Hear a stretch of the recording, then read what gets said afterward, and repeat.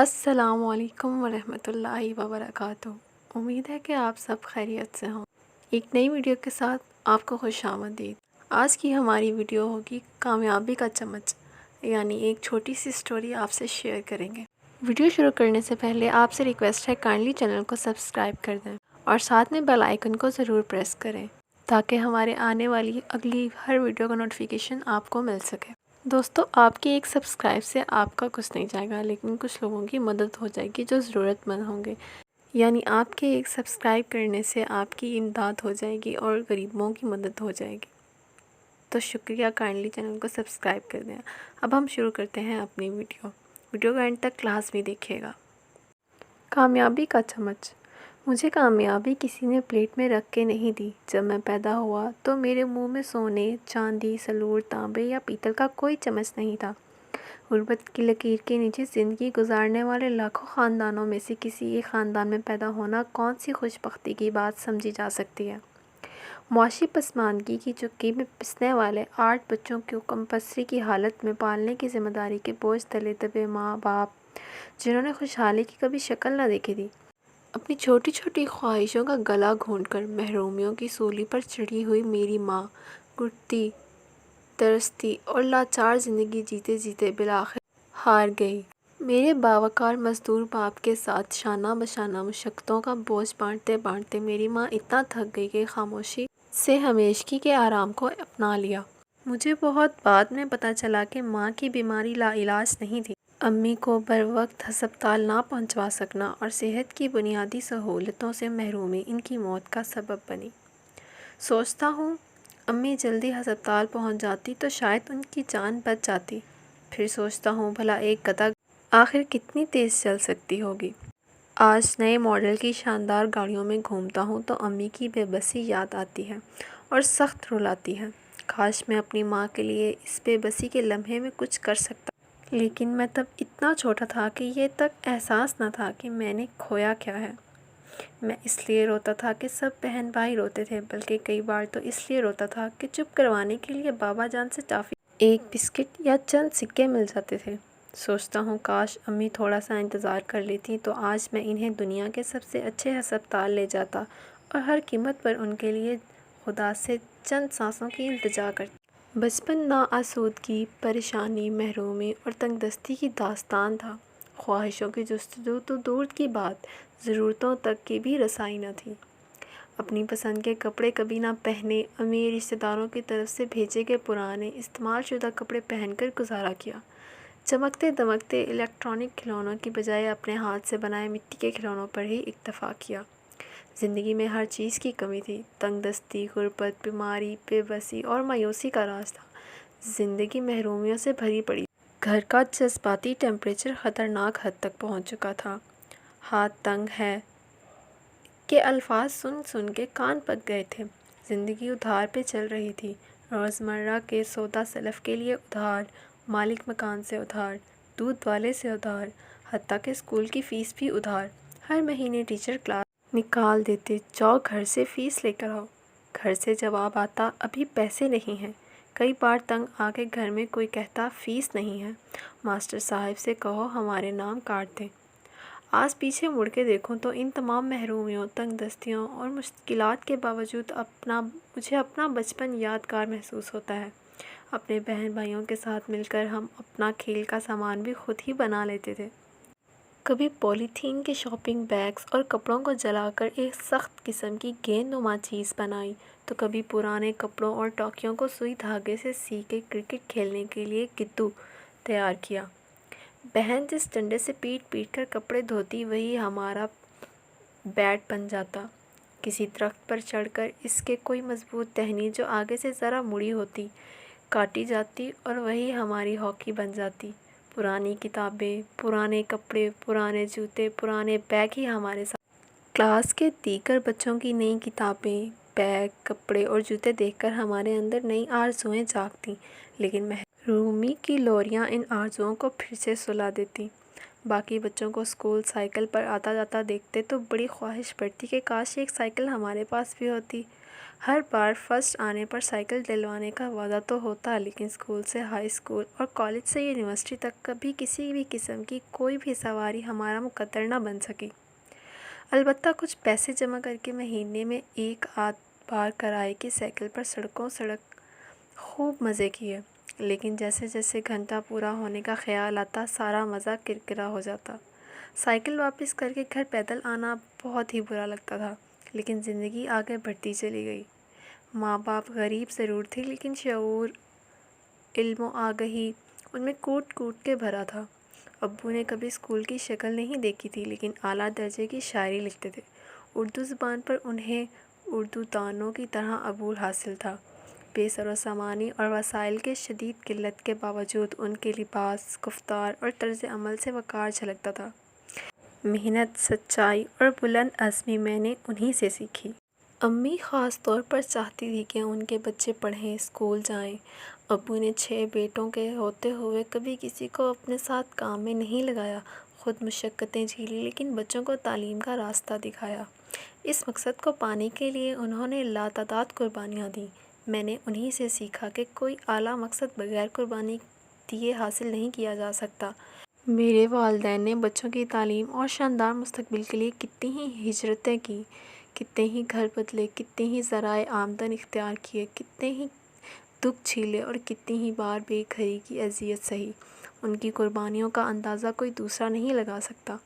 وہ جانتے تھے کہ جتنا بڑا مقصد ہوگا اتنی ہی بڑی قربانی دینی ہوگی۔ انہیں یقین تھا کہ جتنی بڑی قربانی ہوگی اتنا ہی بڑا انعام ہوگا۔ ہاں، انہیں اس بات کا شاید پتہ نہیں تھا کہ قربانی کے انعامات اور ثمرات آنے پر وہ خود ان سے مستفید نہیں ہو پائیں گے۔ میں نے اپنے ابو سے سیکھا کہ اس سے فرق نہیں پڑتا کہ ہم زندگی میں کہاں کھڑے ہیں، اصل بات یہ ہے کہ ہم نے اب کہاں جانے کا فیصلہ کیا ہے۔ ہمارے فیصلے ہی ہماری تقدیر کا تعین کرتے ہیں۔ لیا کے ریتلے ٹیلوں کو چھوڑنے کے فیصلے سے لے کر توبہ ٹیکسنگ کے ماہنیہ والا اور پھر فاروق آباد تک کی نہ جانے کتنی ہجرتوں کے فیصلوں کے پیچھے ایک ہی مقصد تھا: بچوں کی تعلیم اور بہتر کل کی جستجو۔ اپنے بہتر کل کی تلاش میں فاروق آباد سے لاہور تک میری پہلی ہجرت بھی اس سلسلے کی ایک کڑی تھی۔ محنت میں عظمت کی چلتی پھرتی مثال میرے ابو تب بھی میرے ہیرو تھے جب بغیر کسی دباؤ کے میں نے سیلز مین کی نوکری کی۔ الیکشن کے دنوں میں کڑکتی دوپہروں میں گاؤں گاؤں پھر کر وال چاکنگ کی۔ انٹرمیڈیٹ میں گولڈ میڈل کے باوجود میرا فیکٹری میں مزدوری کرنے میں بھی کبھی آر محسوس نہ کرنا بھی انہی کی تربیت کا اثر تھا۔ لیکن اپنی کمائی کبھی ان کی ہتھیلی پر رکھ سکوں، یہ خوش بختی میرے حصے میں نہ آ سکی۔ میرے ابو نے زندگی بھر کسی اور پر انحصار نہ کیا، انہوں نے اپنے بل بوتے پر جینے کا سبق مجھے بھی سکھایا۔ میں نے ان کی زندگی سے نتیجہ اخذ کیا کہ جب تک آپ اپنی زندگی کی 100% ذمہ داریاں خود نہیں اٹھاتے، زندگی رکے رہے گی، جامد رہے گی، آگے نہیں بڑھے گی۔ میں نے ان سے سیکھا کہ زندگی شکایتیں کرتے رہنے سے نہیں بلکہ ذمہ داری لینے سے بدلتی ہے۔ آدھی ذمہ داری لینے سے آدھی زندگی نہیں بدلتی، پوری ذمہ داری لینے سے بھی ساری زندگی نہیں بدلے گی۔ حیران مت ہوں، شروع میں تھوڑی سی بدلے گی، لیکن ذمہ داری اٹھائے رکھنے سے جلد ہی ساری کی ساری بدل جائے گی۔ اگر کبھی بھی آپ نے زندگی میں شکایت کی ہے، دوسروں کی وجہ سے خود کے پیچھے رہ جانے کا رونا رویا ہے، تو سمجھ جائیے کہ آپ اپنی زندگی کی گاڑی میں ڈرائیونگ سیٹ پر خود بیٹھنے کے لیے ابھی تیار نہیں ہیں۔ میری زندگی غربت کی پگڈنڈیوں سے خوشحالی کی شاہراہ پر کیسے پہنچ گئی؟ سر جھکا کے جیو کی چلتی پھرتی مثال نے سر اٹھا کے جیو کے پیغام کو پھیلانے کا فیصلہ کیسے کر لیا؟ کوئی معجزہ ہوا؟ معجزہ ہی تو لگتا ہے، کیونکہ سفارش نہیں تھی، بڑے لوگوں سے تعلقات نہیں تھے، پرچی نہیں تھی، سیاستدانوں کی حمایت نہیں تھی، وزیروں تک دسترس نہیں تھی، ساتھ چلنے والے لوگ نہیں تھے۔ یوں کہیے کہ کامیابی کا دروازہ کھولنے کے لیے کوئی بھی صحیح چابی میرے پاس نہیں تھی۔ اثر و رخ رکھنے والے رشتہ دار نہیں تھے، ریفرنس بننے والے دوست نہیں تھے، فیملی بیک گراؤنڈ نہیں تھی، پیسے نہیں تھے، تجربہ نہیں تھا، قسمت نہیں تھی، وسائل نہیں تھے، مواقع نہیں تھے، اگر مواقع تھے تو ان سے فائدہ اٹھانے کا سلیقہ نہیں تھا، سمجھ نہیں تھی، شعور نہیں تھا، سچ پوچھیے تو کچھ بھی نہیں تھا۔ ہاں، اگر تھا تو ایک جذبہ تھا، ایک تڑپ تھی، ایک آگ تھی، ایک جوش تھا، ایک خواب تھا سر اٹھا کے جینے کا۔ لیکن کیا یہ جذبہ، تڑپ، آگ، جوش اور خواب کامیابی کی شاہراہ تک لانے، سر اٹھا کے جینے کے لیے کافی ہیں؟ سچ تو یہ ہے کہ نہیں۔ ہاں، یہ سب ضروری بہت تھے۔ بغیر کامیابی اپنی طرف مائل کرنا ممکن نہیں تھا، لیکن کوئی چیز ہے جو ان سب سے بڑی تھی، اہم تھی اور زندگی ساز تھی۔ تو وہ کیا تھی؟ وہ سوچ کی ذرا سی تبدیلی تھی، ایک انداز فکر تھا، چیزوں کو دیکھنے اور پرکھنے کا ایک نیاز آویہ تھا۔ وہ ایک احساس تھا، ذمہ داری کا احساس، جس نے دل میں اس سوچ کو جگہ دی کہ اس وقت میں جہاں بھی ہوں، جس طرح کی بھی زندگی جی رہا ہوں، اور جو بھی ناکامیاں، مایوسیاں، ستم ظریفیاں، تنگ دستیاں، ناآسودگیاں اور بدحالیاں میری زندگی کو گھیرے ہوئے ہیں، ان کی ذمہ داری صرف ایک ہی شخص پر عائد ہوتی ہے، اور اس کا نام ہے قیصر عباس۔ میرے سر جھکا کے جینے کی ذمہ داری خود میرے اپنے سر ہے۔ میرے والدین ذمہ داری ہیں، نہ معاشرہ، نہ اساتذہ، نہ اسکول، نہ تعلیمی ادارے، نہ حکومت، نہ معاشی و اقتصادی صورتحال، نہ ہی مہنگائی کا پہاڑ۔ میں نے خود کو سمجھا لیا کہ میری ناکامیوں اور نامرادیوں کے پیچھے نہ امریکہ ہے، نہ CIA، نہ را کا کوئی ایجنٹ ہے، نہ 9 اور 11 کا واقعہ، نہ کوئی اس کی ذمہ داری دہشت گردوں پر ہے، نہ ملک کی سیاسی جماعتوں پر۔ اپنی ناکامی اور شکست کی ذمہ داری صرف اور صرف مجھ پر ہی عائد ہوتی ہے، بس میں خود ذمہ دار ہوں۔ آخر میری سوچ میں ایسی تبدیلی آئی کیسے؟ سادہ سی بات ہے، میں نے زندگی کے 24 سال ان تمام چیزوں سمیت بے شمار شخصیات، واقعات اور حالات کو اپنے آگے نہ بڑھ سکنے کا قصوروار قرار دے دیا کہ دیکھ لیا، لیکن کچھ فائدہ نہ ہوا۔ میں نے اپنے علاوہ ہر چیز کو اپنی ناکامی کا ذمہ دار ٹھہرایا، لیکن زندگی نہ بدلی۔ زندگی ٹھہری رہی، زندگی ناکامیوں سے ہمکنار رہی۔ میں سر جھکا کے جیتا چلا گیا، لیکن جس دن میں نے سوچ لیا، تہیہ کر لیا کہ اپنی زندگی کے بدلنے یا نہ بدلنے کی ذمہ داری میرے سوا کسی اور پر عائد نہیں ہوتی، اور نہ ہی اپنے سوا کسی اور کو میں اپنی ناکامی کا الزام دوں گا، وہی دن میری زندگی میں ایک شاندار تبدیلی کا پیغمبر ثابت ہوا۔ میں نے خود سے پکا عہد کر لیا کہ میں ہی ذمہ دار ہوں، اور جب تک میں ذمہ داری کا حق ادا نہیں کروں گا، کچھ نہیں بدلے گا۔ میں نے سیکھ لیا، سمجھ لیا کہ میری زندگی میں جو کچھ بھی ہو چکا، اسے کسی نہ کسی طرح میں نے ہی ہونے کا موقع، وجہ یا رستہ دیا، اور آگے میری زندگی میں جو کچھ بھی ہوگا، اس کی ذمہ داری میں کبھی کسی اور پر عائد نہیں کروں گا۔ میں کھلے دل سے نتائج کو تسلیم کروں گا، واضح ثبوت ہونے کے باوجود کسی اور کی بجائے خود کو ہی ذمہ دار ٹھہراؤں گا۔ اور پھر میں نے ایسے ہی کیا۔ ایسا کرنا بے حد مشکل تھا، آسان نہیں تھا، تلخ تھا، تکلیف دہ تھا۔ کئی بار ایسا کرنا خود کے خلاف اعلان جنگ سے کم نہیں تھا۔ بیشتر دفعہ اندر کی دفاعی فوجیں پوزیشنیں سنبھال کر خود کے دفاع کا ارادہ کر لیتی تھیں، لیکن میں نے توپوں کے رخ خود کی طرف ہی موڑ۔ مجھے لگا اس طرح ذمہ داری نبھانے سے میں خود کو ہی مار ڈالوں گا، خود کو خود ہی کچل دوں گا، لیکن وقت نے ثابت کیا کہ ہر بار ذمہ داری لینے کے بعد مجھے خود کی کوئی نہ کوئی خامی، کمزوری اور بہتری کا سراغ مل ہی جاتا۔ یوں میں نے دوسروں کو بدلنے کی بجائے خود کو بدلنے کے سفر کا آغاز کیا، اور کمال ہے کہ سفر رائے گاں نہیں گیا، الحمدللہ۔ مثال کے طور پر جب ایک بڑی کمپنی کے ہیومن ریسورس ہیڈ نے میرے رنگ برنگے لباس پر کڑی تنقید کی، مجھے شرمندہ کیا اور میرا مذاق اڑایا اور کہا کہ آپ ہمارے لوگوں کو گرومنگ کی کیا ٹریننگ دیں گے، آپ کا تو اپنا حلیہ اس قابل نہیں ہے۔ اور ابھی میں یہی باؤنسر سہ نہ پایا تھا کہ انہوں نے یہ کہہ کر مجھے کلین بورڈ کر دیا کہ جناب برا مت مانیے گا، آپ ٹرینر کم اور جوکر زیادہ لگ رہے ہیں۔ میرا دل کیا کہ زمین پھٹ جائے اور میں اس شرمندگی سے بچ جاؤں۔ کئی دن تک اس کی توہین آمیز آوازیں راتوں کو خوابوں میں بھی میرے کانوں میں گونجتی رہیں۔ اس بے عزتی کے لیے میں کیسے ذمہ دار ہو سکتا ہوں؟ بے ساختہ میں نے سوچا۔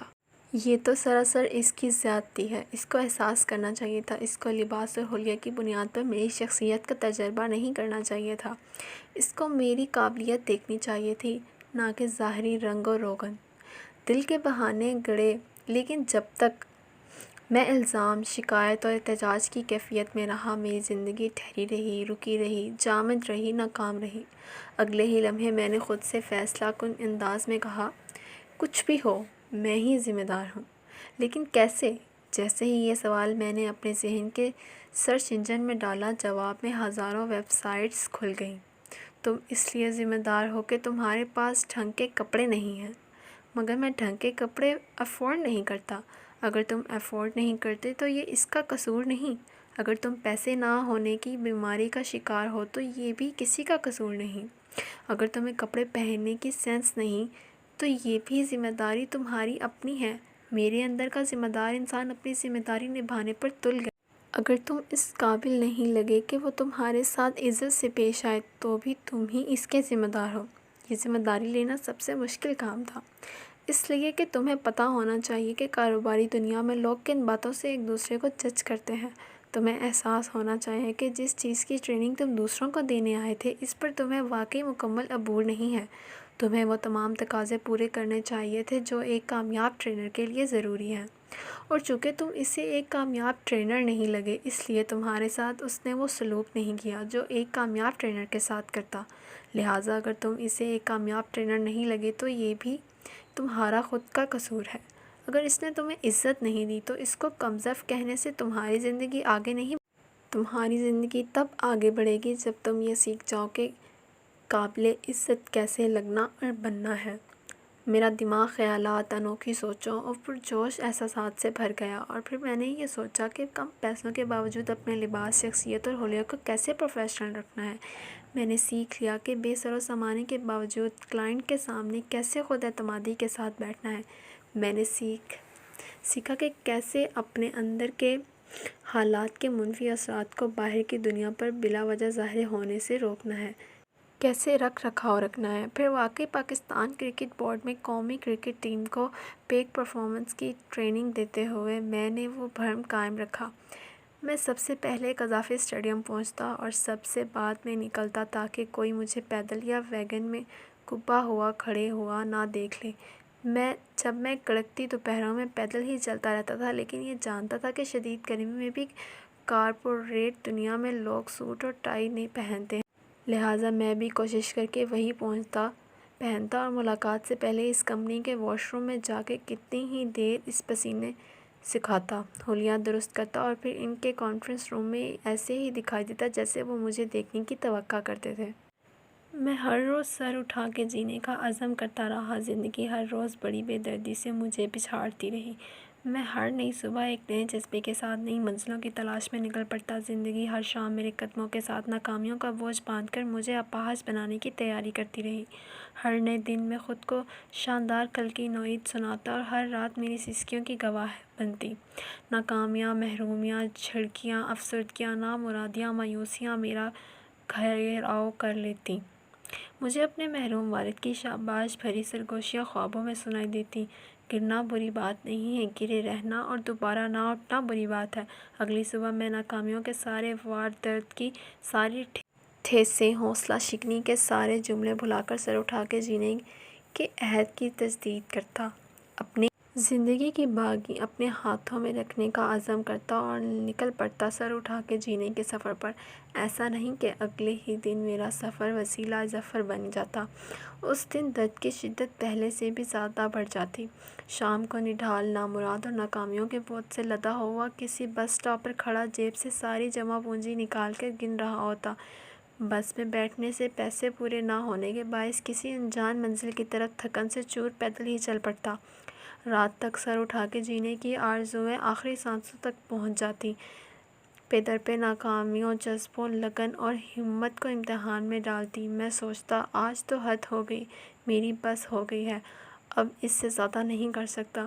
پھر دور کہیں سے شاباش کی سرگوشیاں، اپنے ساتھ کیے وعدے اور 784 خواب مجھے اپنی طرف کھینچتے۔ سر اٹھا کے جینے کی آرزو ایک بار پھر پوری آب و تاب سے انگڑائی لیتی، دل ولولے سے بھر جاتا، آنکھوں میں چمک آ جاتی اور جذبوں کو ایک نئی جلا مل جاتی، اور میں اپنے خوابوں کی تعاقب میں دل و جان سے نکل کھڑا ہوتا۔ پھر ایک دن ایسا آیا جب برسوں کی ریاضتیں رنگ لے آئیں۔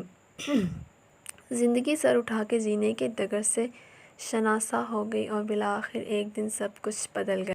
زندگی بدلی تو بہانوں کی زنجیریں توڑنے سے۔ زندگی نے سر اٹھا کے جینا شروع کیا تو اپنا بوجھ خود اٹھانے کا فیصلہ کرنے سے۔ زندگی بہتر ہوئی تو الزامات سے توبہ کرنے سے۔